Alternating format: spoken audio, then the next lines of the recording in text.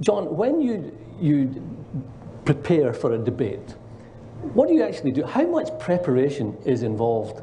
I mean, Richard Dawkins, we know, didn't do any preparation for the debate in Alabama. He thought he would just sweep you off the table. What do you do? It's sad, actually, that attitude, because it reflects a whole cultural idea that Christians don't think. And of course, if you go back to the time of early Christianity and the Church Fathers, they outthought their opponents. And he didn't prepare, and he regretted it, I think, afterwards. But my preparation for that, because I'd never done anything like it before, took months.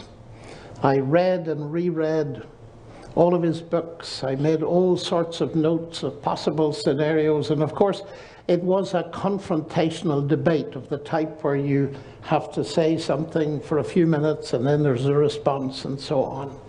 Those have gone out of fashion for good reasons that we can come to. But each one of those little contributions, I had to prepare dozens of them, and alternatives and all kinds of things. And things did go wrong because, unfortunately, a radio station intervened in the whole thing and cut it short. And you will remember that because you were there. We were suddenly just given 2 minutes to finish instead of probably 15 or 20. So there was lots to be done, but what I did was to read all of his books, reread them, make notes on them, watch his other debates such as they were, talk to people about the issues, and so on. It took literally very many months, 8 or 9 hours a day, to prepare for that.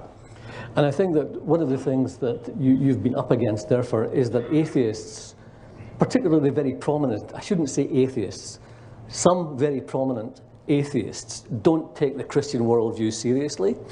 That idea permeates into the wider society, and so we're facing a situation where Christianity struggles to be taken seriously.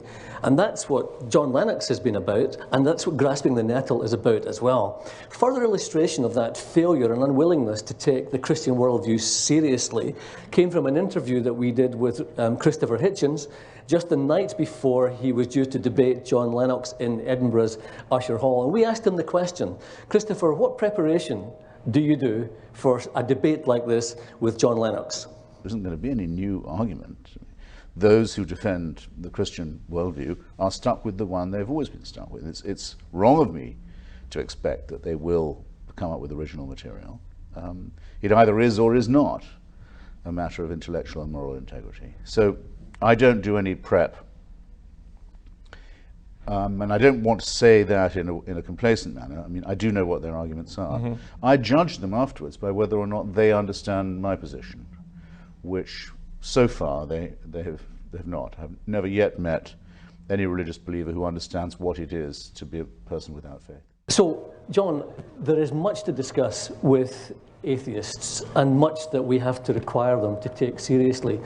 And you and I decided that there are 3 big issues that need to be discussed in which the Christian view goes into the ring in a respectful way with atheism. And those 3 topics are the universe and its intelligibility, and I'm going to ask you to say what we mean by that in a moment, and the whole business of life on earth, and then there's this phenomenon called human consciousness, or if you like, the human mind. Would you agree that these are the 3 big agenda items about which there is much to discuss and in which the whole argument rests? Well, of course they are, because people are desperate to find meaning, and quite rightly so.